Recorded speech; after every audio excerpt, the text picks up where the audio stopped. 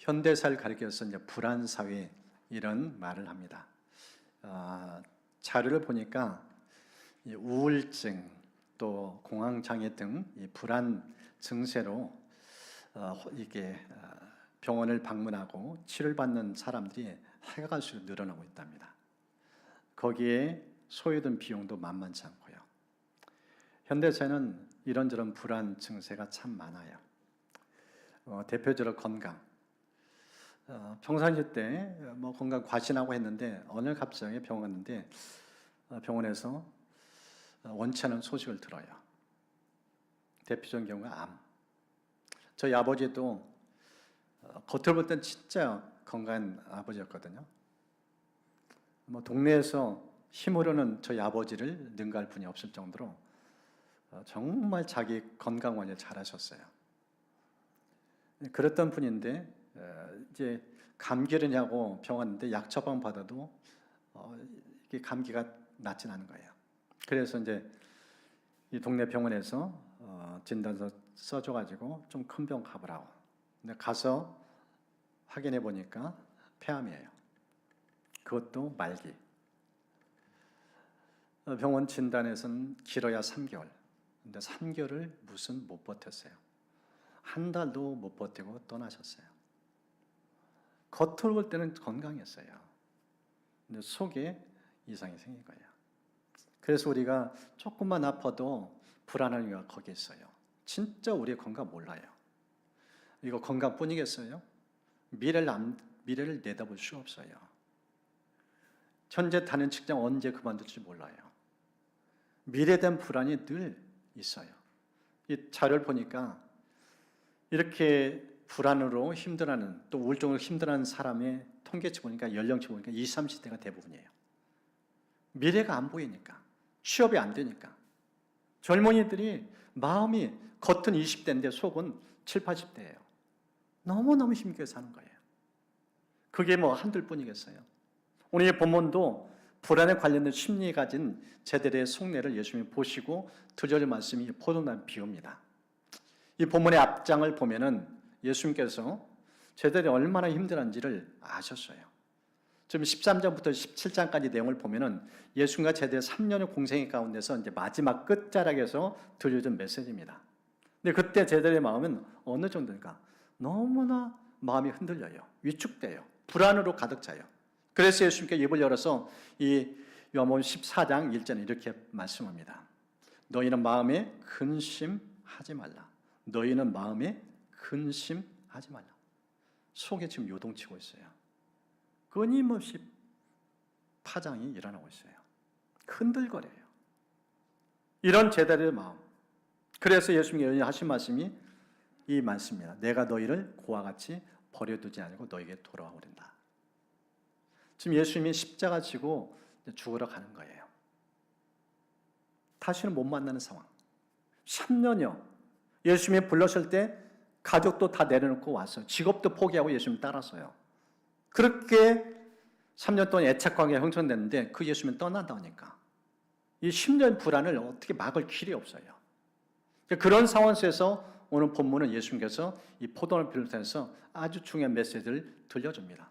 불안, 두려움, 그걸 뛰어넘어서 너희 삶에 주님이 어떻게 간섭하시고 어떻게 돌보시는지 그 자상한 모습이 이 본문에 나와 있습니다.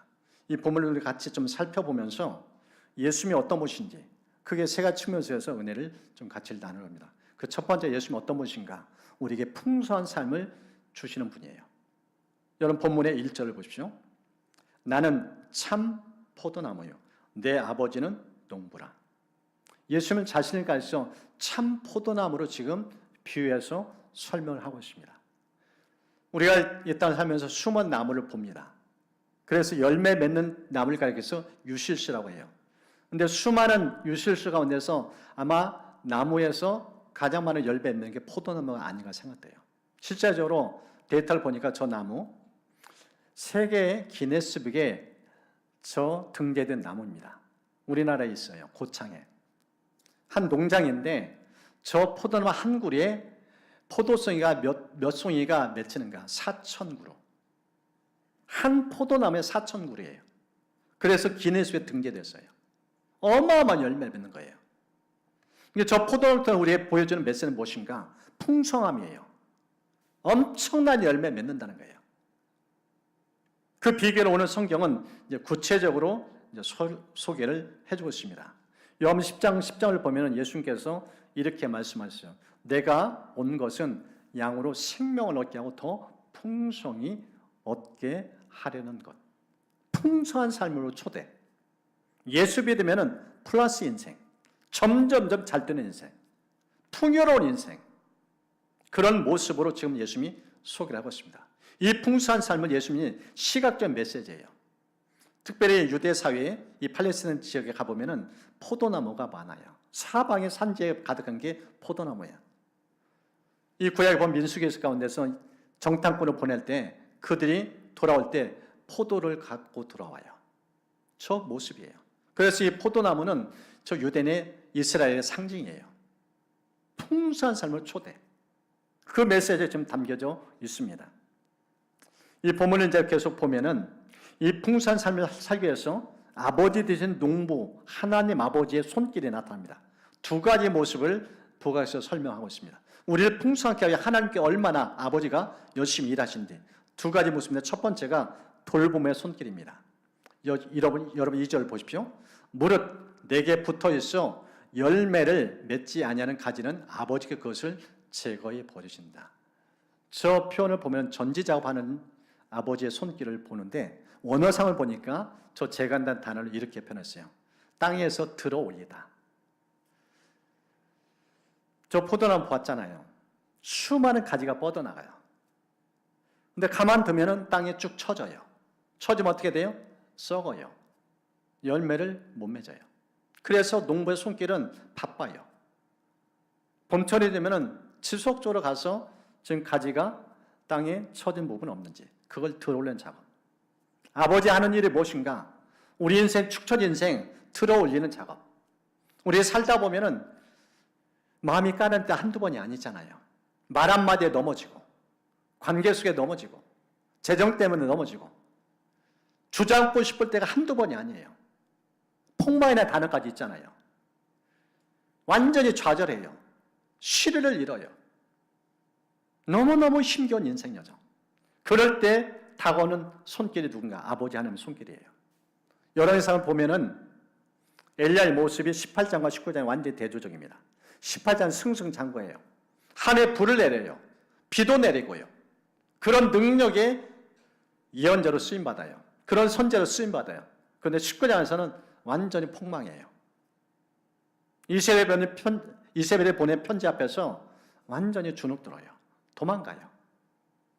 그리고 광야의 노단나무 아래에서 하나님께 기도를 올렸대요. 하나님, 저 좀 데려가 주세요. 이게 선지의 기도예요. 나 좀 데려가 주세요. 살고 싶지 않아요. 더 이상 살고 싶지 않아요. 이게 엘리야의 모습이에요. 18장과 19장 똑같은 인물인데 사람이 달라도 너무 달라요. 조금 전에 그때 엘리야의 모습이 아니에요. 너무너무나 믿음에 가득한 성령에 충만했던 사람의 모습인데 19장은 이렇게 인간이 나약할 수 있을까? 이렇게 쉽게 무너질 수 있을까? 그 모습을 보여줘요. 극한 대조입니다. 그렇게 무너졌던 엘리야, 하나님께 어떻게 다가오시는가? 먼저 천사를 보내요. 먹여요. 입맛도 잃었어요. 그냥 죽고 싶다는 마음. 그래서 천사를 보내서 떡과 물을 공급하면서 기력을 보충해줘요. 그리고 그 기력을 힘입어서 호렙산에 가요. 동굴에 갇혀 있을 때 하나님은 다가오셔요. 말을 걸어요. 엘리야, 너 왜 여기 있느냐? 그가 하는 말, 외롭습니다. 나 혼자밖에 없어요. 다 죽었어요. 모든 선지자 다 죽었고 이제 나까지 노렸는데 저 죽으면 끝장나요. 그 불안한 두려움, 그의 마음을 하나님께서 샘의 음성으로 다가오셔요. 그리고 그 지친 마음, 외로운 마음, 그에게 숨은 7천이 있다. 그리고 너에게 동역자를 보내주마. 엘리사를 붙여줘요. 하나님의 얼마나 도는 손길이 강력해 나던지, 그의 연약한 육체, 완전히 쓰러진 그의 마음, 이모저모로 자상한 손길로 돌보시는 손길, 그걸 보여줍니다. 한 분이 20대 때 사형선을 받았어요. 한 달을 버티기 힘들다. 당신 이제 모든 일을 내려놓아라. 건강관리에 집중하라. 몸 잘못 관리하면 세상 떠난다. 사형성을 내렸어요. 근데 이 사람 중심에 하나님을 경외하는 마음이 있었어요. 살고 죽는 건 하나님의 손길에 달려있다. 의학적으로는 한 달밖에 남지 않았다고 하지만 하나님이 살린다면 얼마나 살 수 있다. 그런 마음을 가지고 그 어떤 때보다 절박하게 전능하신 하나님, 생명이 주는 하나님, 그분만 붙잡고 의지했어요. 하루하루 하나님 은혜 주세요. 하나님이 힘을 주세요. 능력 주세요. 그렇게 버티고 하나님 의지하면서 인생을 나갔는데 몇 세까지 사는가? 84세까지. 사는 것은 끝나지 않아요. 그 한 사람 때문에 수많은 영혼이 죽게 돌아왔어요. 구세군의 창설자 윌리엄 부스에 대한 일화입니다. 20대 세상 떠날 수밖에 없는 인물이었어요. 근데 전능자가 다가오니까 살려주니까 살아날 뿐만 아니라 수많은 영혼을 살리는 인물로 쓰임받은 거예요. 이게 돌봄의 아버지의 손길입니다. 여러분 오늘 지금 이 자리에 예배에 왔지만은 지친 마음, 고단한 마음, 심지어 죽고 싶은 마음, 혹시 그런 마음이 있다면은 아버지의 자상한 돌봄의 손길이 여러분 깊숙이 임하시기를 축복합니다. 주님의 살림은 살아납니다. 반드시 일어납니다. 오늘 성경 그 모습을 우리에게 비춰줍니다. 두 번째, 아버지의 손길은 무엇인가? 성결을 통해서 이 풍성함을 누리게 하셔요. 본문 보십시오. 무릇 열매를 맺는 가지는 더 열매를 맺게 하려 그것을 깨끗하게 하신다. 정화 작업이에요. 여러분, 우리가 하나님 주신 풍성함을 누리는데 방해 요소가 뭔지 아세요? 가장 큰 것은 죄입니다. 죄가 우리의 영혼에 침투하면은요, 그 능력을 다시 잃어버려요. 생명력을 잃어버려요. 관계가 차단되어져요. 하나님 역사할 수가 없어요. 그래서 이 죄에 대한 정화 작업, 부지런한 아버지 손길이 이 정화 작업을 하고 있는 모습을 소개했어요. 근데 어떻게 정화를 하는가? 3절에 나와 있습니다. 너희는 내가 일러준 말로 이미 깨끗해졌다. 하나님의 말씀으로 우리 영혼을 청결케 한다는 거예요. 정화시킨다는 거예요. 그래서 말씀을 가까이 필요성이 있습니다. 구약을 보면은 하나님 마음에 합한 사람이 등장합니다. 바로 다윗이에요. 그가 어떻게 하나님의 마음에 그렇게 합격 점수를 받았는가? 비결이 있어요. 그가 쓴 시편 19편 보면은 그는 말씀을 소중히 여겼어요. 어떻게 말씀을 대하는지 보십시오. 주님의 교훈은 정직하여서 마음의 기쁨을 안겨주고 주님의 계명은 순수하여서 사람의 눈을 밝혀준다. 주님의 말씀은 티 없이 맑아서 영원토록 견고히 서 있으며 주님의 법규는 참되어서 한결같이 바르다. 말씀에 대한 의미 부여해요. 정직하다, 순수하다, 티 없이 맑다, 한결같다. 이 말씀을 가까이 하니까 그의 영혼이 티 없이 맑은 모습으로 자라간 거예요. 그래서 그는 금은 보화보다 말씀을 사모했다고 표현했어요. 세상의 어떤 달콤한 그런 것들보다 하나님 말씀에 달콤하고 말씀을 사모하면서 먹었다고 표현하고 있어요. 거룩의 비결의 말씀입니다. 신약에도 보면은 이 요한복음 6장에 예수님께서 광야에서 오병이의 기적을 행하셔요. 그리고 왜 이 오병이의 기적을 행하신지 의미를 부여해서 설명해 줘요. 육신의 떡은 금방 그냥 사그라든다. 또 허기진다. 그런데 영원히 허기지 않는 생명의 떡이 있다. 예수 그리스도다. 나를 먹고 마셔라. 늘 나를 가까이하면서 나를 먹고 마시는 삶을 살아라. 그래야 진짜 영혼의 풍족함들을 살 수 있다. 이 메시지를 이 광야에서 이 떡을 먹고 배부른 산에서 예수님이 들려줘요. 그런데 그 말씀 듣고 사람들이 다 떠나요. 다 떠나요. 그렇게 수없이 모였던 군중들인데 생명의 떡 예수님을 얘기하니까 귀찮다고 싫다고 떠나버려요. 이제 그 광경을 보면서 예수님께서 곁에 있는 제자들에게 물어요. 너희도 가려느냐? 너희도 떠날래? 그 질문이에요. 그때 이 시몬 베드로가 이런 고백합니다. 주여, 영생의 말씀이 주께 있사오니 우리가 누구에게로 가오리까? 영생의 말씀이 주께 있사오니 우리가 누구에게로 가오리까? 이 제자들은 말씀의 가치를 알았어요. 말씀을 통해서 영혼이 건강하게 되고 영혼이 풍요되는 걸 체험했어요. 그래서 이 제자들은 절대로 못 떠나요. 말씀이신 예수님, 생명이신 예수님, 우리를 거룩게 하시는 이 진리의 말씀을 들려주신 예수님 곁을 떠날 수 없어요. 이 고백을 한 거예요. 우리도 풍성한 삶을 누리기 위해서는 마찬가지입니다. 우리가 때로는 넘어지고 또 뒤에 무너지는데 그때마다 우리를 붙들어주시는 것은 말씀이에요. 말씀을 붙들고 의지하면 다시 일어나요. 다시 정결케 되어져요. 하나님께서 저희는 심령이 늘 이 아버지 자손 돌볼 때에서 여러분 성경을 통해 약속하신 풍성한 삶을 누릴 수 있기를 주의 이름으로 축복합니다. 이 본문을 보면 두 번째 예수님의 모습이 있는데 예수님은 어떤 분이신가? 동거를 원하시는 분, 함께 살기를 원한다는 거예요. 여러분 4절 보십시오. 내 안에 거하라. 나도 너희 안에 거하리라. 가지가 포도에 붙어있지 않으면 스스로 열매를 맺을 수 없음 같이 너희도 내 안에 있자면 그러하리라. 거하라는 단어를 반복해서 설명합니다. 저 거한다는 단어가 동거한다는 뜻이에요. 누가복음 19장을 보면은 예수님께서 여리고라는 동네로 가셔요. 그때 한 사람이 한 나무 위로 올라갑니다. 돌 무화과 나무. 예수님이 오시는 모습을 보면서 사람들이 그 인산을 이루면서 예수님 보려고 하는데 이 사람도 달려가서 그 나무에 올라가요. 왜 나무에 올라가는가? 키가 너무 작아요. 이 사람은 열등감이 있어요. 작은 키 때문에. 아마 그래서 그런지 그는 이 열등감을 극복하기 위해서 두 가지를 추구해요. 거기에 집착해요. 첫 번째가 돈이에요. 돈이 있어야 사람들 무시받지 않겠다. 두 번째는 직위예요. 그래서 그는 열심히 땀 흘려서 최선을 다하면서 세무서장까지 되어져요. 부자도 되고 세무서장 되고 돈이 있겠다, 직위까지 있겠다. 그럼 사람들이 무시 못할 줄 알았는데 사람들도 왕따 당해요. 외로워요, 힘들어요, 고단해요. 그런 인생. 그에게 예수님이 다가가셔요. 그의 이름을 불러요. 삭개오야 내려오라. 삭개오야 내려오라. 그러면서 하신 말씀, 오늘 네 집에 내가 머물겠다. 머물다는 단어가 저 거한다는 단어예요. 함께 동거하겠다는 거예요. 그 메시지입니다.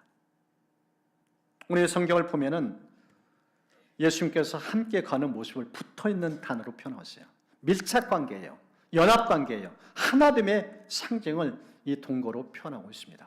우리가 선남 선녀가 각각 개체로서 인생에 살다가 눈이 맞잖아요. 마음이 맞잖아요. 그래서 결혼을 하고 한 집에 동거하잖아요. 바로 그 모습이에요. 예수님과 우리와 연합이고 일치된 모습이에요. 그래서 성경은 신랑 신부라는 단어로 묘사하고 있어요. 예수님은 신랑, 우리는 신부. 함께 살으니까. 오늘 본문은 그 모습을 우리에게 비춰줍니다. 에베소 1장을 보면 그것을 어떻게 표현한가? 교회는 그의 몸이다. 한 몸은 이렇게 표현했어요.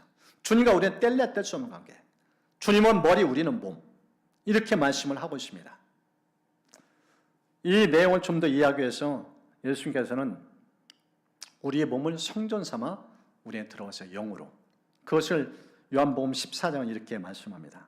내가 아버지께 구하겠으니 그가 또 다른 보혜사를 너희에게 주사 영원토록 너희와 함께 있게 하리니 그는 진리의 영이라 세상은 등이 그를 받지 못하나니 이는 그를 보지도 못하고 알지도 못함이라.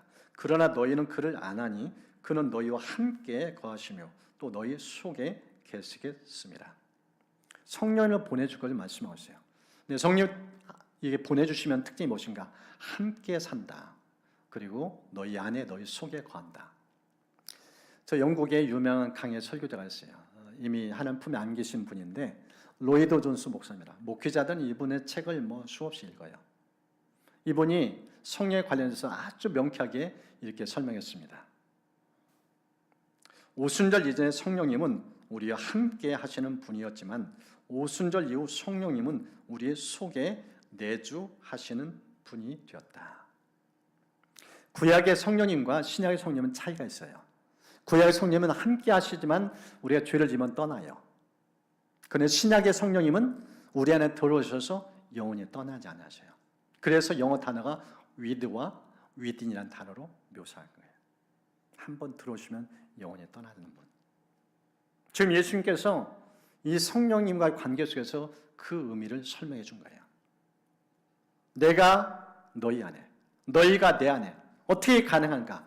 우리의 몸을 성전 삼아 주님이 들어오셔서 영원히 떠나지 않는다는 거예요.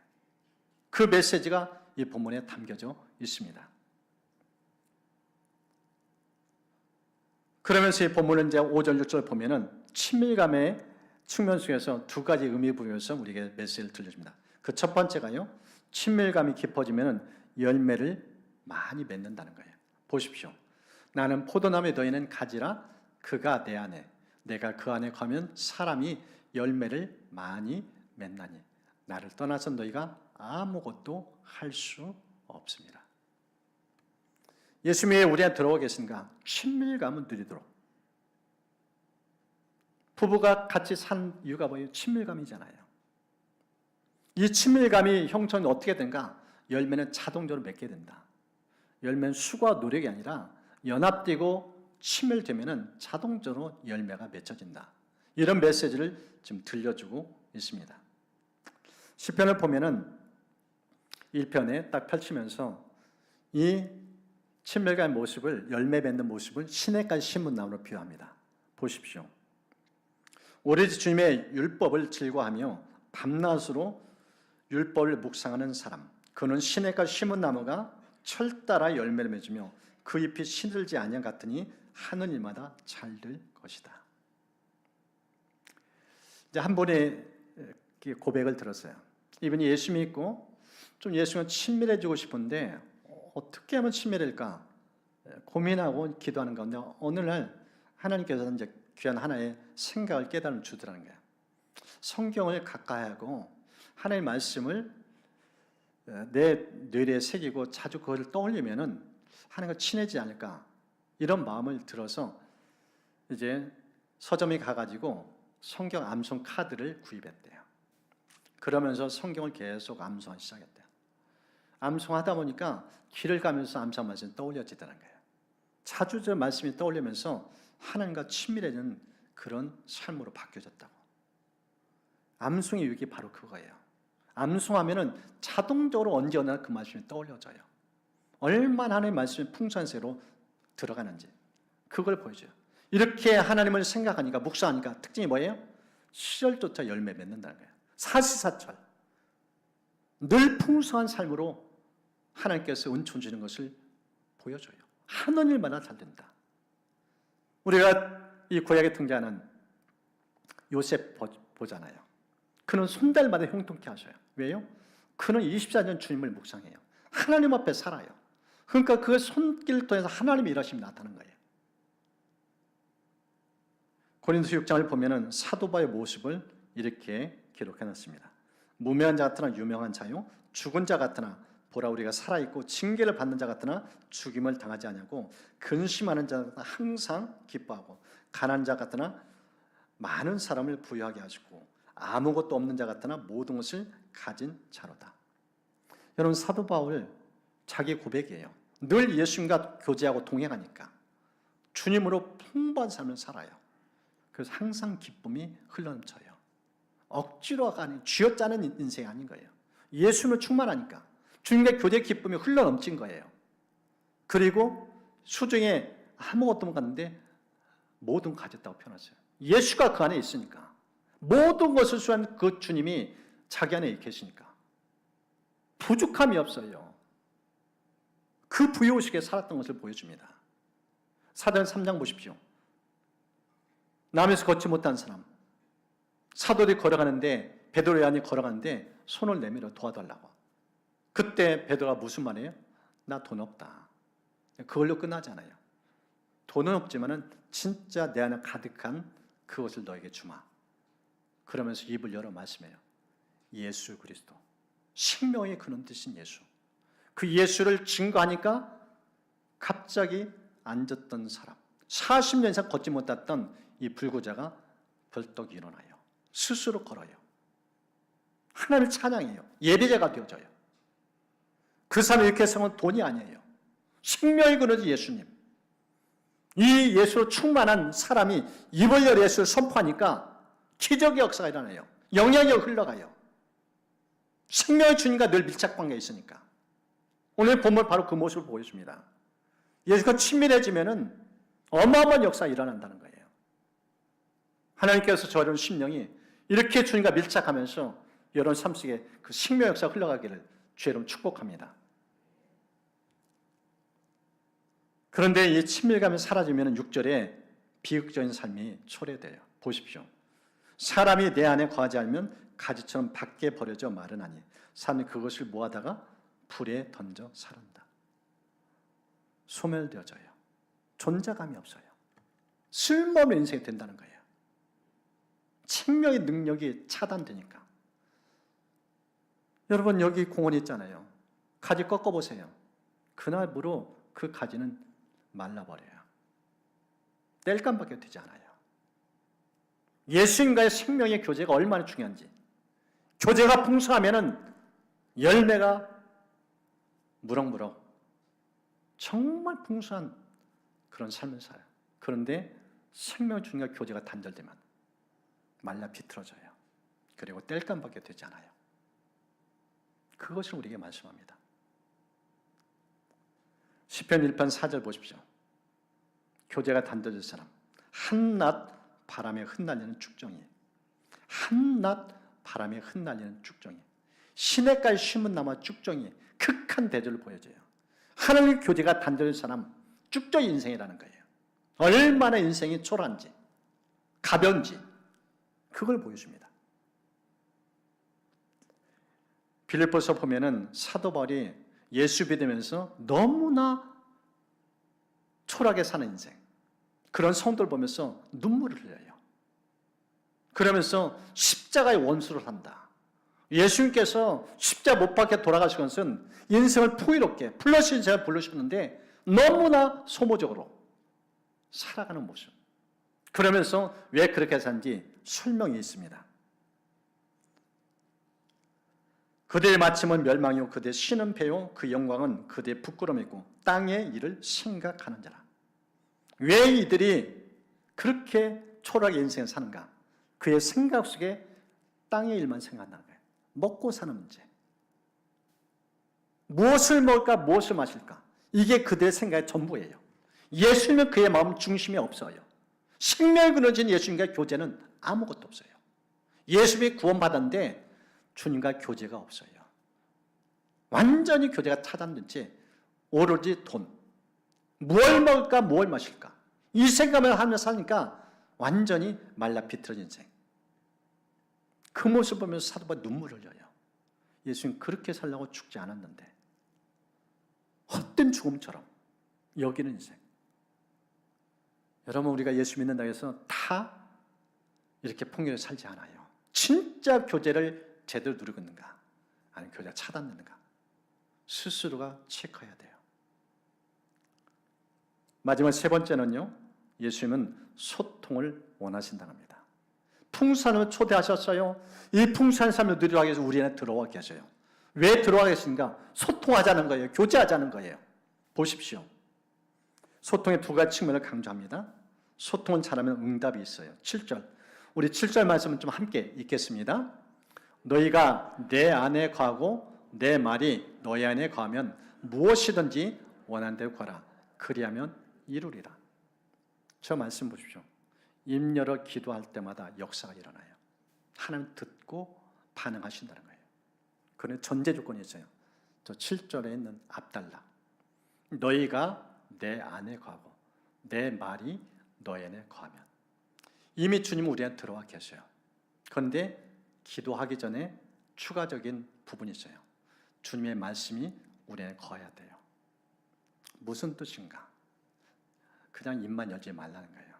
성경에 하나님께서 뭘 말씀하는지 그걸 보라는 거예요. 기도하기 전에 반드시 필요한 것은 말씀의 근거예요. 성경이 뭐라고 말씀합니까? 입을 열 기도는 응답이 아니라는 거예요. 한번 걸름이 필요하다는 거예요. 필터링 장치가 필요하다는 거예요. 성경의 근거에서 하나님 뜻인가? 하나님 뜻이 하는 기도는 아무리 기도해도 응답이 없다는 거예요. 전제 조건은 무엇인가? 하나님 말씀이 우리에 거하도록. 그래서 여러분 기도의 습관 가운데 하나는 기도하기 전에 먼저 말씀을 펼쳐야 돼요. 성경을 읽으면서 주님 뭐라 말씀하는가? 그 듣는 훈련. 이 조지 밀러가 5만 번의 기도응답 받았다고 해요. 받은 응답의 비결을 그가 스스로 얘기해 줬어요. 그걸 알려줬어요. 나는 5만 기도응답 받는데 5만 번 기도응답 받기 전에 성경을 100독 이상 읽었다. 그렇게 표현해요. 성경을 가까이 하면서 성경에서 하나님 뭐라 말씀하는지. 기도도 많이 했지만은 그는 성경을 너무나 사랑했어요.